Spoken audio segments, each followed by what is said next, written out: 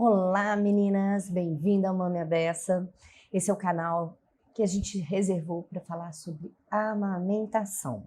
Não só a amamentação em si, mas tudo que está em volta disso. Dessa mãe, desse bebê, dessa família, dessa rede de apoio. Então, hoje o nosso assunto vai ser sobre como fazer a amamentação propriamente dita.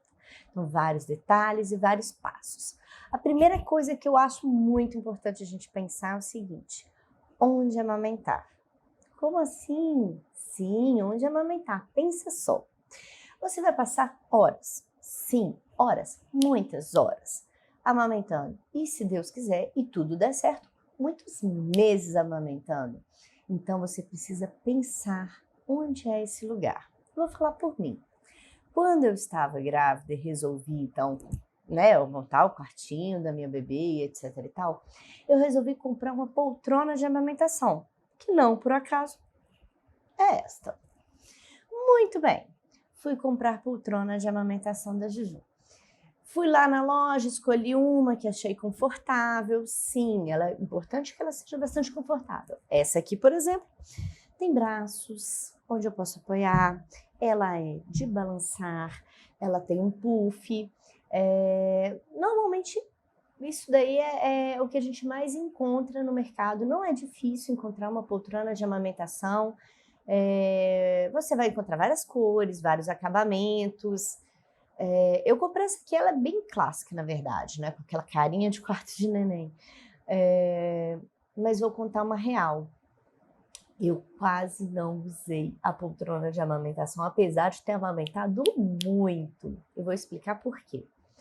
A poltrona de amamentação lá em casa, eu morava num outro apartamento, e a poltrona de amamentação ficava no quarto da Júlia, que era um quarto pequeno. E o quarto dela, um quartinho de neném, não tinha nada, nenhuma televisão, não tinha nada, nenhum passatempo. Então, logo nas primeiras semanas, acho que na segunda, na terceira semana, eu não me lembro, bem logo no começo mesmo, me deu um tédio, porque eu falei, meu Deus, eu não aguento mais esse quarto, porque era uma coisa assim, eram muitas horas, né? Eu acho que a Júlia devia mamar umas 6, 7 horas, se você for ver o tempo de mamada, né, ao longo do dia, o que era bastante tempo entre mamar, rotar, aquela coisa toda, e eu ficava lá, tipo, sozinha no quarto, sem nada, sem um passatempo. Então eu acho que o que eu falo para as pessoas que eu acho que vale a pena pensar, não só no conforto, sim, vale a pena você ver o tecido. Tecido também é uma coisa interessante. Tem gente que opta por um tecido tipo um couro ou alguma coisa parecida com isso, porque é mais fácil de limpar, realmente, passar um pano, etc e tal. Mas a verdade é que para o conforto, dependendo de onde você mora, se for uma região que faz muito calor, o couro ele dá uma, sabe, uma suada, porque normalmente quando não é couro mesmo, é um couro sintético, coisa e tal, você fica suado, fica molhado, não é muito confortável. Aí tem gente que às vezes compra de couro, mas põe um paninho por cima. Bom, vai a gosto do freguês. Eu comprei esse aqui, não sei que tecido é isso. Eu já mandei lavar, limpar, né? Eu mandei via a empresa para limpar umas 2 vezes, mas quer dizer, tem 4 anos que eu tenho essa poltrona, muita coisa aconteceu, eu tenho uma criança que pula nela, então assim, mas eu achei que foi uma boa aquisição no sentido de tecido, de conforto, mas na verdade eu achava que ela não combinava na minha sala de estar, que era onde tinha televisão, onde tinha as coisas, e não cabia no meu quarto de casal. O meu quarto de casal era pequeno, minha cama é grande e não cabia. Aí, o que aconteceu, na verdade, sabe o que foi? Essa poltrona de amamentação acabou virando um artigo de decoração do quartinho dela, porque tinha tudo a ver, era bem clássico. Quando vinha uma visita, queria colocar a Júlia no colo, sentava, sabe? Tem foto de várias pessoas que vieram visitar e colocaram ela no colo nessa poltrona. Mas a verdade é que eu achei mais cômodo para mim utilizar 2 lugares. O sofá da casa, porque tinha uma TV na frente, de alguma forma era um passatempo para mim, porque eu ficava com ela, mas são muitas horas mesmo, sabe? Então tem uma hora que às vezes dá um pouquinho de vontade. Eu ficava sozinha em casa, então não tinha nem com quem conversar. Então a TV era, de certa forma, uma companhia. E aí, então, um pouco na TV da sala, como não tinha muito desafio, não tinha muita passagem de gente, não tinha outras crianças, era um lugar de concentração para ela, sabe? Mas o lugar que eu acho que eu mais utilizei, assim, eu acho não, eu mais utilizei, foi a cama de casal. Tem gente que me pergunta, nossa, mas sua coluna não doeu, não foi ruim? E eu digo com muita tranquilidade, gente, foi a melhor coisa que tem. Assim, para mim foi muito bom. Eu colocava um travesseiro nas costas, eu colocava ela, normalmente, engraçado, né? Outra coisa, dizem que eu, mãe de primeira viagem, eu comprei todos os itens possíveis e imagináveis para amamentação. Um deles, clássico, aquela almofada de amamentação. Como é que chama, hein, gente? Não sei o nome. É aquela almofada, aquela clássica, tem formato meio que de ferradura ou de biscoito, sabe? Então, comprei uma daquela, mas admito que eu não me adaptei bem. Conheço pessoas que adoraram e usaram muito e curtiram. A minha virou um artigo de decoração, ficava lindo no quarto da Júlia, mas a verdade é que eu usei travesseiro. O travesseiro, sim, o meu ficava nas minhas costas, o do meu marido eu colocava embaixo e colocava a Júlia em cima. Eu achava que dessa forma era o jeito mais cômodo para mim, assim, porque o travesseiro era grande, era um travesseiro com uma densidade interessante. Eu achava o mais legal, assim. E ele ainda tinha, sabe aqueles travesseiros que tem um, como é que eu vou explicar? Um afundado. Algumas pessoas chamam de da NASA, nem sei se é o termo correto. Minha mãe chama de travesseiro da NASA. Ele teve um afundado, assim, e era ótimo. Eu colocava a Júlia lá e ela se encaixava perfeitamente. Então, assim, a primeira coisa que eu estabeleci foi um lugar agradável para mim. E a outra coisa que eu achei agradável também, no meu caso, no meu quarto, foi porque eu tinha ao lado da minha cama, tipo um criado mudo, que tinha um espaço que cabia água, muita água, muita água. Cabia também, eventualmente, algum suco, um biscoitinho, alguma coisa, e ficava tudo à mão. Então, era o carregador, o meu celular, o meu bloquinho de anotações, depois vou conversar com você sobre isso. Então, assim, eu tinha várias coisas que ficavam juntas, assim. Então, era um espaço que eu tinha mais coisas para colocar. E o quarto da Júlia tinha a poltrona, mas o espaço era pequeno, não cabia muita coisa, sabe, ao lado. Então, sim, eu comprei a poltrona de amamentação, achei ela linda, não tive coragem ainda de me desfazer dela, mas a verdade é que eu utilizei bem mais a cama de casal. Então, assim, fica a dica para quando vocês forem comprar, escolher o modelo de poltrona de amamentação, escolher não só um confortável, mas pensar onde você vai colocar essa poltrona de amamentação, se vai ser no quarto, se tem espaço, se ela tem coisa lateral. Uma outra coisa também, a minha, ela balança um pouquinho, mas algumas pessoas me deram uma dica e eu acho que é válida mesmo. Não habituar o neném com esse balançar. O problema do balançar é o seguinte, é que se você habitua seu bebê a ter esse movimento do balanço, isso para ele vai ser natural e ele vai estranhar muito quando não tiver esse balanço. Então, se você fizer uma viagem, você estiver na casa de um amigo que eventualmente não tem esse recurso, você vai ter que ficar balançando, pode ser que sua criança estranhe se você não balançar. Então, eu, na verdade, não utilizava muito essa questão do balançar e etc e tal, eu amamentava paradinha mesmo, eu achei que deu mais certo. Então, assim, a questão da poltrona de amamentação, ela é bem importante. Uma outra coisa que eu acho que vale a pena também, e que eu fiquei reflexiva depois que eu escolhi a minha poltrona de amamentação, foi o seguinte, se eu pudesse voltar no tempo, talvez eu não colocasse no quartinho da Júlia, porque já era um quarto pequeno e realmente eu não utilizei, e talvez na sala eu tivesse, porque minha poltrona da sala não era muito confortável, talvez por isso eu tenha ido para o quarto. Ela não tinha uma proporção, ela não era uma boa poltrona para ficar muitas horas e nem dava o conforto necessário. Talvez eu comprasse uma poltrona de colocar na sala que fosse uma dupla aptidão, que desse para amamentar, que fosse confortável e etc e tal, mas que também fizesse uma composição na sala. Eu acho que isso daí talvez fosse uma coisa que eu pensaria novamente, fazendo uma reflexão, porque eu vi vários modelos que ficariam muito bonitinhos na sala, que não tinham tanta cara de poltrona de amamentação, que depois poderiam ficar, né, para a vida, para a decoração da sala. E eu acho que era até um dinheiro mais bem gasto, né? Porque a poltrona de amamentação ela tem uma vida útil muito curta, né? Então, e já uma poltrona, se estivesse na sala, talvez tivesse uma vida útil maior. Então, é um pensamento que eu teria se eu tivesse escolhendo novamente.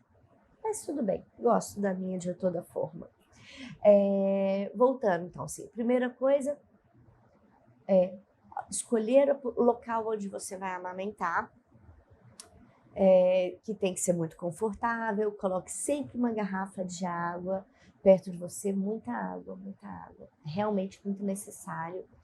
E começando a amamentação propriamente dita, a primeira coisa que eu acho que toda mãe tem que observar é o seguinte: mesmo antes de colocar o bebezinho no peito, eu acho que vale a pena ver se a auréola, sabe, a auréola, ela é aquela parte mais escura, sabe? Pode ser rosada, uma rosada, é toda essa parte do peito, né?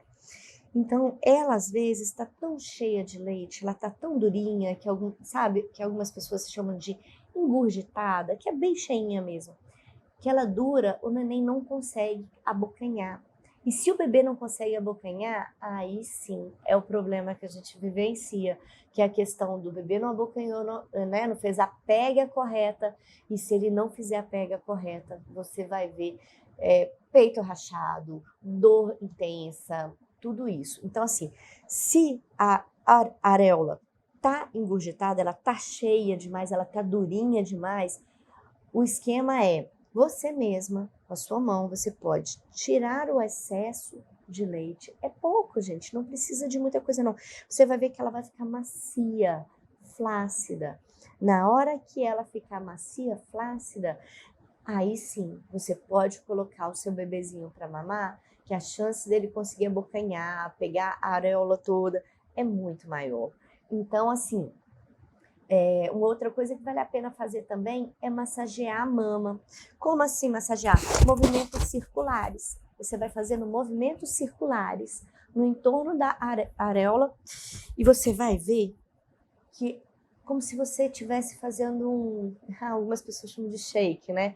Mas como se você estivesse desobstruindo os ductos, de alguma forma preparando para esse leite descer mais fácil. Isso é muito bom, facilita também. Na hora de colocar o bebezinho no peito, bom, aí então já entra bebezinho. A primeira coisa mais fácil para você fazer para o bebê entender onde é que ele tem que abocanhar é, primeiro, passar um pouquinho do próprio leite do peito no entorno, na areola, e colocar o bebezinho, ele vai sentir o cheiro, gente, é muito fofo isso.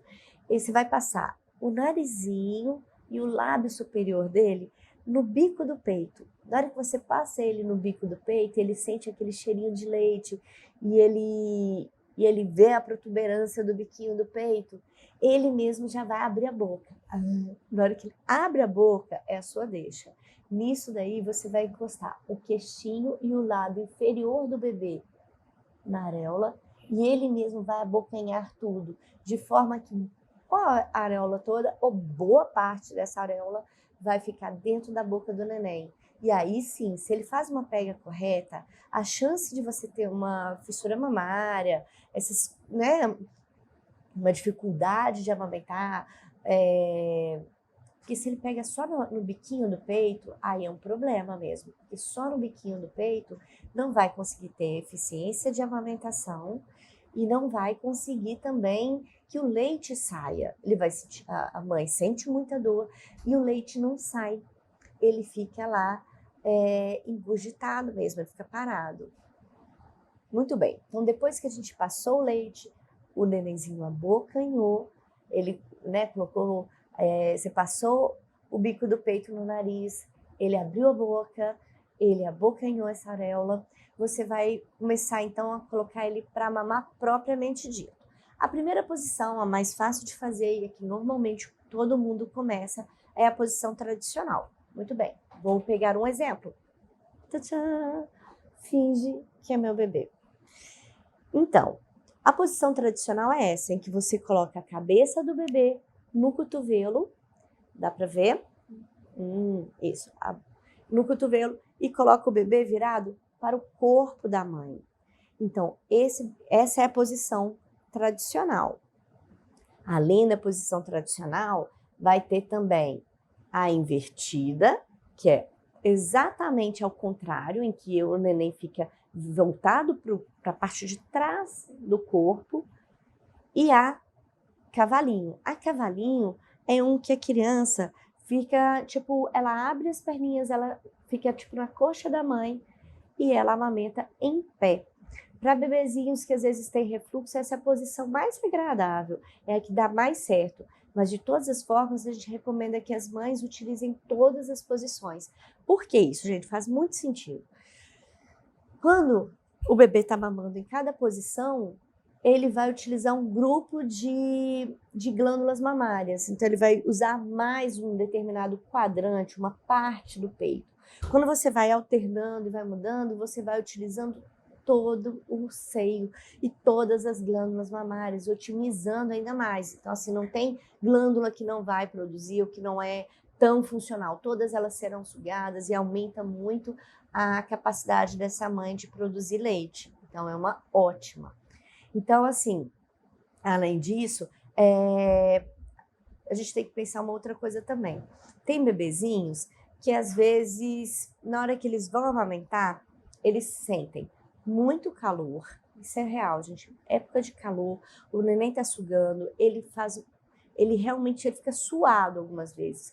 Então, algumas vezes é necessário você tirar o excesso de manta, coberta, pode deixar a criança um pouco mais à vontade, entendeu? Não deixa ele tão preso, ele pode se movimentar, ele quer mamar, etc e tal. E observar também que algumas vezes o excesso de coberta também deixa o bebezinho mais paradão. Quando você tira esse excesso, ele fica mais esperto. Então, algumas vezes ele fica, principalmente nesses primeiros dias, viu, gente? Depois que a amamentação se estabelece, o negócio flui. Mas nesse comecinho, algumas vezes é preciso mesmo tirar o excesso para o neném ficar mais desperto e as coisas acontecerem com mais fluidez. Uma coisa também que é importante, que eu acho que é massa saber. O neném tá mamando num peito, o outro peito, algumas vezes, ele pinga leite. É muito comum, porque a liberação de hormônio, né, o neném tá sugando, tá liberando, na hora que ele suga, ele estimula a mãe a produzir mais ocitocina para ejetar o leite, etc e tal, mas a ejeção acaba sendo um pouquinho dos dois peitos, dos dois seios. Então, algumas vezes pode pingar do outro lado. Sim, acontece. Então, qual que é a dica? Bom, o jeito mais fácil que eu acho, principalmente quando a gente está dentro de casa, é pegar uma fralda de pano. Sim, aquela fralda antiga da vovó, sabe? Aquela fraldinha de pano é a mais confortável, que tem um tato muito gostoso, é fácil de higienizar, é fácil de lavar, é fácil de secar. Então, assim, pode comprar na dúzia, é uma beleza. Então, tá amamentando de um lado, coloca a fralda, você vai dobrar e pode colocá-la no seio, você pode colocar com sutiã de amamentação. Um outro acessório muito importante, o sutiã de amamentação facilita muito. Além da fralda de pano, você pode utilizar também aquelas conchas de plástico, eu não me lembro agora o nome da marca, mas é aquela que você utiliza, é uma conchinha, normalmente A parte que encosta em você é tipo um silicone e por fora é um plástico. Ela é normalmente transparente e tem uns furinhos em cima para ventilar. Você pode utilizar aquela conchinha também, ela armazena leite, mas esse leite que fica pingando na conchinha não é um leite que a gente pode oferecer para o neném, porque acaba que fica lá, vai suando, fica lá muito tempo. Então, assim, é só para não deixar rolar, pingar, aquelas coisas, aqueles desastres e podem acontecer. Mas eu admito que em casa eu usava mais a fraldinha, achava mais confortável, mais fácil de mexer do que a conchinha. A conchinha eu usava algumas vezes durante o dia para sair, ou quando a ponta do meu peito estava muito, não podia encostar em nada, ele dá um pouco de distância, sabe, da roupa para a roupa não encostar. Então, de alguma forma, dava um alívio. Mas tem que ferver, tem que sempre higienizar, lavar primeiro com sabão de coco em barra, né? Usar uma bucha só para higienizar essas coisas do bebê. Então, usar esse sabão de coco e ferver e higienizar igual você higieniza todas as coisas do bebê. Então, assim, para sempre ter uma coisa limpa. O leite materno, ele é muito, muito, muito fácil de contaminar. Gente, é uma loucura o leite materno. Então, assim, a gente tem que tomar muito cuidado para evitar infecções, evitar mastite, né, as coisas. Então, muito bem. Então, enquanto você está amamentando de um lado, lembrar que o outro peito também pode pingar e coisas podem acontecer. Então, utilizar alguma forma de proteção na mama que não é a mama que está dando de mamar para o bebê. Como é que você vai olhar? O que é importante você ver que o seu bebezinho está fazendo? Ele tem que abocanhar, então, a areola toda, ou a boa parte dela, e ele também tem que fazer uma boquinha de peixe. Gente, a boquinha de peixe, imagina um peixe. Eu vou tentar imitar, mas é esquisito. É uma coisa meio lábio para cima, lábio para baixo. É isso, uma boca de peixe. O menino tá com o peito na boca, faz uma boca de peixe. Você tem que ver lábio superior e lábio inferior. Quando você está vendo isso, é um sinal muito positivo de que está na posição correta. Outra coisa também, nos primeiros dias, quando você chegar, né, do pós-parto, que seja em casa ou no hospital, mas nos primeiros dias que o seu bebê começa a amamentar, a indicação é a seguinte: é colocá-lo para mamar, mas não deixá-lo mamar muito tempo. Por exemplo, você tem que fazer sempre. O bebezinho chorou, coloca no peito, oferece, deixa o mamar. Mas não deixe muito tempo. Por exemplo, deixar 1 hora o menino no peito. Por quê? Porque às vezes pode ferir o peito e essa mamada às vezes não é eficiente. Então, o que eles falam é aproximadamente, você vai ver que a própria criança, ela não mama muito mais do que isso não, porque o bebezinho, quando ele é recém-nascido, ele se cansa facilmente, a musculatura dele ainda não é uma musculatura tão eficiente. Então, assim, você vai notar que ele vai mamar num peito e depois mamar no outro, alguma coisa próximo de uns 10 minutos, entendeu? E isso é bom. Primeiro porque nesse começo as mamadas serão curtas e o espaço entre elas será curto também, naturalmente. A própria criança vai demandar que a mamada foi curta, então ele depois vai exigir um pouquinho, né, que você amamente novamente. Mas a verdade é essa. Então, nesse começo, você não estranhe as mamadas serem curtas. Tudo bem, vida que segue.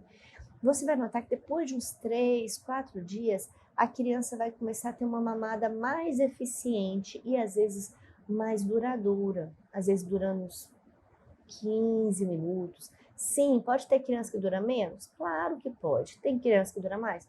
Pode. Mas assim, é uma média e eu acho que é uma boa medida. Eu adoro receitas, tipo receita de bolo, porque eu às vezes não tenho parâmetro, né? Porque primeiro filho, você não tem muita noção. Então essas dimensões de tempo me deixavam um pouco mais confiantes, porque às vezes ela tipo mamava 8 minutos e já achava que estava bom. E aí eu lembrava de amigas que amamentavam muito mais tempo, mas assim, eu sabia que nesse começo um intervalo de uns 10 minutos é ok, porque a musculatura ainda está se desenvolvendo, e que depois essa mamada ia ficando cada vez mais eficiente e a vida ia fluindo, né? Então, assim, depois desses 3 dias, então, a criança vai mamar num seio 15, 20 minutos, pelo menos é a média, e depois arrota, passa um tempinho, tipo uns 10 minutos, 15 minutos, vai para outra mama e mama novamente. Isso segue uma livre demanda, mas é só para você dimensionar, que é uma média de duração, para você não achar que está pouco nem que está muito. É isso aí, mais ou menos por aí vai dar bem certo, tá? Uma outra coisa também que vale a pena, principalmente para as mães de primeira viagem. Gente, não espere o bebê chorar para oferecer a mama. Você viu que ele começou a ficar irritadinho, colocou a mão na boca, tá mamando alguma coisa, está no colo de alguém, tá tentando, caçando uma coisa para mamar, já pode oferecer o peito. Não precisa esperar. Ah, mas não deu às 2h30, 3 horas. Não tem problema, nesse começo é isso mesmo. A eficiência da mamada ainda não é muito boa e o intervalo entre as mamadas é realmente curto. À medida que a criança vai desenvolvendo, você vai notando que o espaço vai ficando perto de 2h30, 3 horas a cada início de mamada, mas cada criança tem seu ritmo. A gente tem que seguir o ritmo da nossa criança. Então, assim, isso é uma média, só para dimensionar, mas eu acho que cada criança tem que ser observada individualmente para você saber com o seu bebê como vai funcionar, né? Mas assim, por exemplo, se você colocou o seu bebê e ele mamou 2 minutos, 3 minutos, é uma mamada bem curta. Então pode ser que você precise, às vezes, estimular um pouquinho. Então, como assim? Ah, você colocou o bebê para mamar, ele está dormindo, principalmente nos primeiros dias, viu, gente? Porque depois a mamada flui, depois o negócio flui. Mas nesse comecinho, às vezes ele está sonolento, coisa e tal, vale a pena tirar o sapatinho, a meinha, pode fazer um pouco de cócegas no pé, suave, viu, gente? Com amor. Pode fazer um pouquinho de cosquinha no pé, pode fazer uma massagenzinha assim perto da bochecha, perto da têmpora, para ele acordar, né, despertar para isso. Você também pode simular uma troca de fralda. Como assim simular uma troca de fralda? O bebê tá lá, tá meio sonolento, você pode parar um pouquinho, tipo tirar a roupa, né, mexer, porque às vezes só de simular essa troca de fralda o neném já fica bem desperto e ele continua a amamentação. Então é importante que ele consiga, que ele, né, tenha o tempo mínimo de mamada para ele conseguir se nutrir, crescer e desenvolver. E também o tempo que o neném mama e o estímulo que ele faz reforça a produção. Quanto mais o bebê mama, entendeu? Pegando a areola toda, maior vai ser a produção de leite e a eficiência depois disso daí vai aumentar também. Outras coisas que a gente precisa colocar. Lembrar de oferecer as 2 mamas, preferencialmente. Depois a gente vai discutir alguns protocolos, algumas formas de amamentar, mas assim, o que dá mais certo para a maioria das pessoas é o seguinte: oferecer as 2 mamas. Você oferece uma, o bebê mama, depois você passa para outra mama, o bebê mama, e aí na próxima mamada você vai começar pela última que ele mamou, entendeu? De forma que ele vai esgotar essa última primeiro para depois esgotar a outra. Então, essa é a forma que eu acho mais eficiente, assim. Eu fiz dessa forma, nossa, foi muito bom. Tem bebezinhos que mamam uma mama só e já se cansam? Sim. Então, assim, a gente vai ainda conversar detalhadamente, a gente vai ter um dia para conversar só sobre protocolos e formas de amamentar nesse sentido, sabe? Mas a regra geral é: mamou um lado, depois mamou o outro, na próxima mamada, começar pelo último. Uma coisa que eu fazia e que eu recomendo muito, viu, gente? Conto para todo mundo que conversa comigo. Eu tinha uma agenda, na verdade, era quase o meu querido diário. Eu tinha um diário, que era um brochurão não, tipo espiral, e nele eu colocava qual foi o lado que eu comecei a amamentar, o horário, Depois, a posição que eu coloquei, se foi a tradicional, se foi invertida, se foi a cavalinho. E eu fazia como se fosse um diário mesmo. Depois eu vou procurar ele aqui em casa e coloco num desses nossos vídeos, eu vou colocar o meu diário para vocês verem como era interessante. Porque lá pelas tantas, gente, tem uma hora que você não lembra qual foi o último peito que você deu, você não lembra que hora que foi, porque tem uma hora da vida que, sei lá, as coisas vão fluindo e o tempo e o espaço eles ficam um pouco confusos.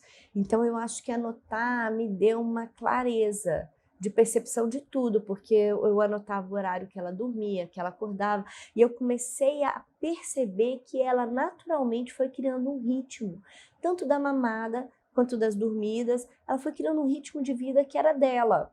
E quando ela criou esse ritmo de vida, eu consegui conciliar melhor as coisas que eu tinha que fazer, os horários e as coisas, tudo nessa observação, porque eu acho que quando a gente enxerga, e foi dela, não fui eu que estimulei. A gente tinha, assim, um hábito de dormir mais ou menos no mesmo horário. Eu lembro que o banho também a gente tentava padronizar, eu e meu marido, a gente padronizou um horário de banho, e que era um pouco antes do sono da noite, e a gente criou alguns hábitos que eu acho que facilitaram, mas a verdade é que a vida da família foi se encaixando. Por exemplo, ela tirava uma soneca maior naquele horário, então aquele horário era a hora que eu ia agilizar as coisas da minha casa. Então eu fui lavar roupa, fui resolver as coisas, ligar para alguém, mandar um e-mail. Então assim, eu tinha os horários que ela normalmente, quem é mãe e pai que acompanha uma criança sabe que eles têm uns horarinhos que são deles. Eu lembro depois do almoço também, da mamada de depois do almoço, tinha um soninho da tarde. E isso foi me ajudando a enxergar o ritmo da vida dela, porque no começo ela não tinha um padrão e depois, aos poucos, ela foi criando um padrão dela. E aí eu achei que foi uma ótima. Então vale a pena sempre ter esse caderninho que ele ajuda a gente a enxergar. Vale aplicativo? Vale, sim. Depois, em algum momento, a gente vai falar sobre aplicativos de amamentação, aplicativos de ritmo de vida. Vale a pena também a gente ter sobre isso. Outra coisa importante. Então, assim, vocês já entenderam como é que coloca o nenenzinho para amamentar, mas assim, uma coisa importante. Como é que você vai saber se a amamentação está correta? Entendeu? Não, porque assim, a maioria das pessoas pensa assim, mas como é que eu vou saber se o leite está saindo, o peito não é transparente, eu não vejo descendo, como é que eu vou saber se a neném mamou, não mamou, se a pega está correta? Então, assim, algumas observações são válidas e eu acho que vale a pena a gente conversar sobre elas. A primeira coisa é, ele tem que estar com aquele beiço para fora, você tem que ver o lábio de cima e o lábio de baixo do neném. Então, quando você está vendo essa boca tipo peixinho, é uma boa indicação de que a pega provavelmente está correta.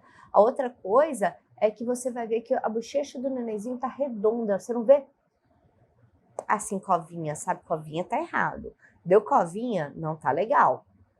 Assim, não, tem que ser bochechudo, entendeu? Quer dizer que tá entrando leite, tá vindo, tem muito peito lá dentro, então é uma outra coisa.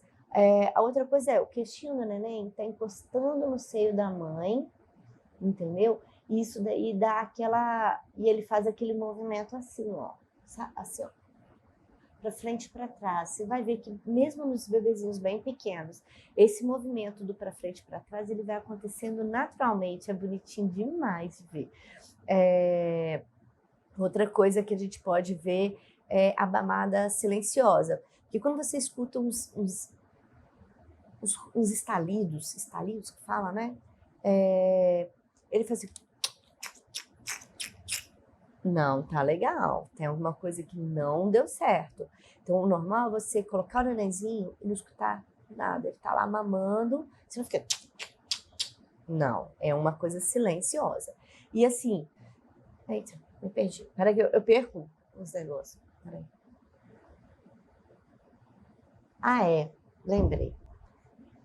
Se você estiver amamentando e você começou a sentir uma dor muito intensa, eu lembro quando a Júlia começou a amamentar, eu senti um pouco de dor. A minha pega não estava incorreta, estava ok, mas eu acho que nos primeiros segundos de cada mamada dela, pelo menos durante umas 2 ou 3 primeiras semanas, eu me lembro de sentir uma dor, tipo, putz, grila, e a lagriminha dava uma escorrida.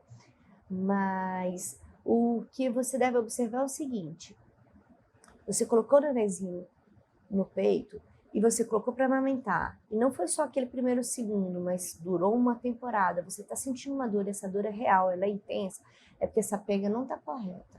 Porque a pega, quando ela está incorreta, gente, pega no bico do peito, e ali tem muita terminação nervosa, dá uma dor, Jesus amado. Então, o negócio é, se tiver com a pega incorreta, você vai vir com um dedinho mindinho no cantinho da boca do neném, observar se seu dedo tá limpo, se não tem unha grande, e só coloca um pouquinho só para tipo desfazer o tipo vácuo, sabe? Na hora que ele solta um pouquinho, você tira e coloca novamente. Então você vai fazer aquele esquema de colocar narizinho e lábio superior no bico do peito, né? Passou o leitinho, passou no bico do peito, ele abre a boca. Na hora que ele abrir a boca, você coloca o queixinho no peito e ele abocanha a areola. Então esse daí é o jeito correto e vai dar bem certo, né?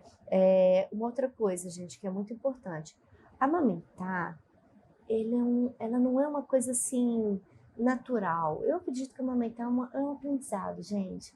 Porque assim, por mais que a criança, desde dentro do útero, ela saiba sugar, mas amamentar mesmo, aquele negócio de abocanhar, posição correta, ter uma mamada eficiente, isso é aprendido. Tanto o bebê aprende, né? É possível você posicionar e ensinar para esse bebê, para ele fazer essa pegada correta.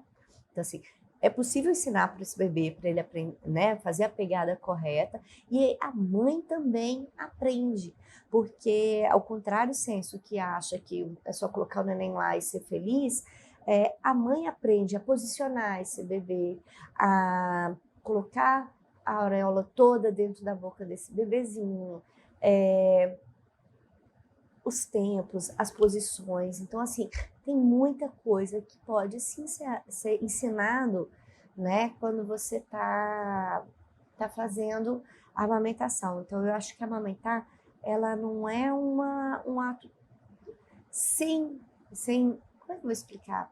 Não é um ato sem pensar, sabe? Claro, como tudo na vida, depois a gente faz sem pensar, é tipo igual dirigir carro. Imaginou dirigir carro? Então, que no começo você não sabe se você passa a marcha, se você olha no retrovisor, se você faz a curva, sabe? É tudo muito, e você dirige meio truncado. Então, a amamentação é um pouco isso. Você vai aprendendo e aos poucos aquilo fica tão natural, e no final o bebê já tem a pega, você não precisa mais ver se está correto ou não, nem precisa ficar tão antenada com composição, porque as coisas vão se encaixando. Nesse comecinho é que eu acho que vale a pena, sim, reforçar e ensinar esse bebezinho a fazer a pega correta e ensinar para a mãe identificar se a pega está correta ou não, sabe? Porque eu acho que o sucesso da amamentação, ela está muito nesses primeiros dias, entendeu? Então, eu acho que isso daí é um momento que, sim, é de ouro, e eu acho que a gente tem que ser muito cuidadoso, muito perseverante. Não pegou o correto, não tem problema, a gente tenta de novo, até a gente conseguir otimizar essa mamada. Eu levo fé, a gente vai fazer isso junto, hein? Então, por fim, alguns cuidados também são importantes, que a gente acha que é só pegar, mamar e depois tirar. Alguns cuidados eu acho que eles são muito válidos, até para a gente diminuir a chance de contaminação, infecção mamária. É tão recorrente, candidíase mamária, que é um fungo que aproveita que às vezes o seio tá quentinho, tá úmido, fica lá abafado. Então é muito recorrente ter infecção fúngica por cândida, é muito recorrente ter mastite, infecções variadas. Então, assim, a gente tem que ter muito cuidado. Acabou de mamar o nenenzinho, tirou, colocou ele para rotar, colocou ele, depois ele dormiu, colocou no berço, limpe seus seios com o quê? Não, gente, com nada de especial, algodão com água, só para tirar o excesso de leite do peito. Então, é uma boa Outra coisa que também vale a pena, secar a mama, manter a mama sequinha. Não precisa secador não, pelo amor de Deus. Seca um pouquinho, pode ser com algodão, pode ser com uma... Eu adoro fralda de pano, eu sou fã da fralda de pano. Nos seios, eu acho que dá um tato, então assim, seco numa boa. Lá em casa, eu acho que é uma dica para quem puder fazer, a melhor coisa que tem é ficar sem nada. Se você consegue ficar dentro de casa, você tem privacidade, etc e tal, fecha a cortina e anda de peito de fora. Melhor trem que tem, porque ventila, nada encosta no peito, porque nesse começo, só de pensar que alguma coisa vai encostar, não sei vocês, mas comigo era assim, só de pensar que alguma coisa ia encostar no bico do meu peito, eu falava, não quero ficar solta, não quero nada encostando, nada doendo. Então assim, se você puder, sim, fique de peitões de fora. Não posso, não tenho privacidade, moro com outras pessoas, ou não me sinto confortável de ficar de peitões de fora. Tudo bem, não tem problema. Você pode utilizar, assim, ao longo do dia, aquela conchinha, né? Sabe aquela conchinha que eu expliquei? Que ela é um silicone por dentro e ela é um plástico transparente por fora? Então, ela você pode usar, é bom porque ela realmente afasta o bico do peito da roupa, do que quer que seja, né? Ela deixa uma distânciazinha, então, e o leitinho que pingar, só que você tem que ficar trocando, não pode ficar a vida inteira com aquela conchinha, tem que trocar de tempo em tempo, você vai notar que vai enchendo, vai pingando ali, e não pode deitar, viu, gente? Na hora que deita com aquela conchinha, ela tem uns buraquinhos em cima.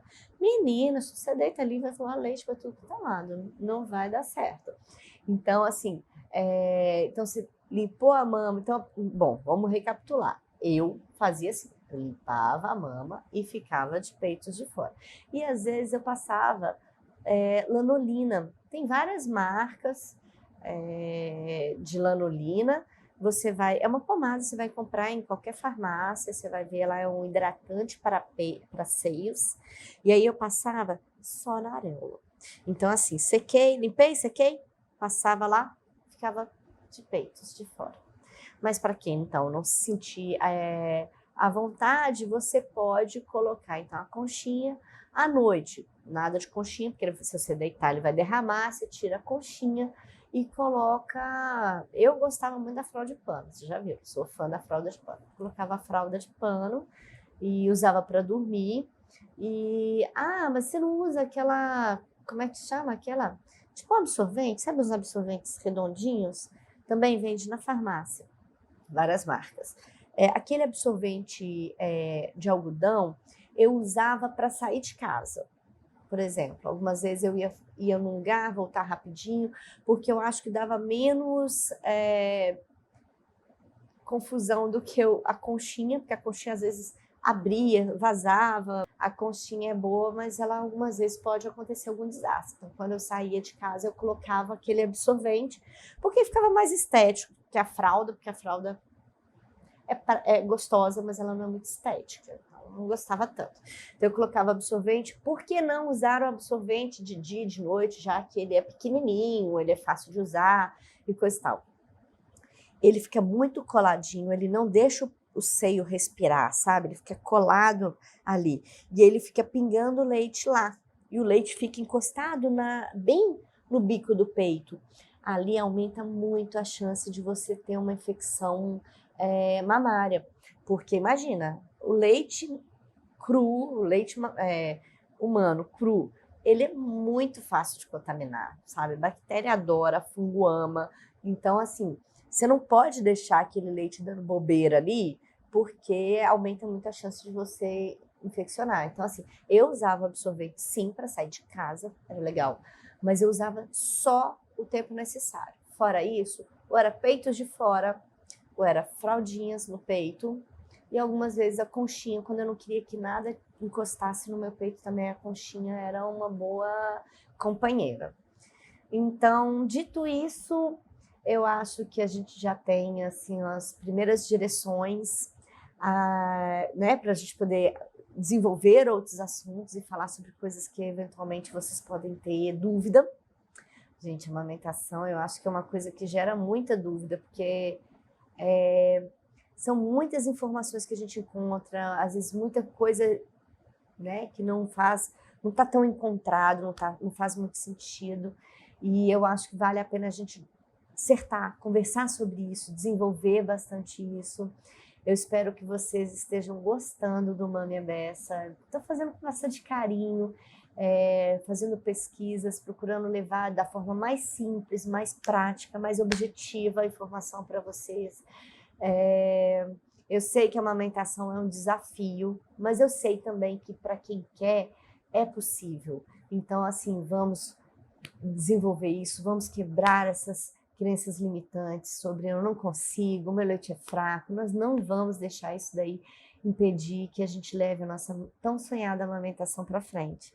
Então, vamos sanar todas as dúvidas, vamos, se precisar o desenho, se precisar a gente, sabe, converse, deixe aqui, fale suas dúvidas, eu vou respondendo na medida do possível, vou respondendo todo mundo e espero que vocês gostem e continuem seguindo esse canal que é feito com muito, muito, muito carinho para vocês. Um beijo.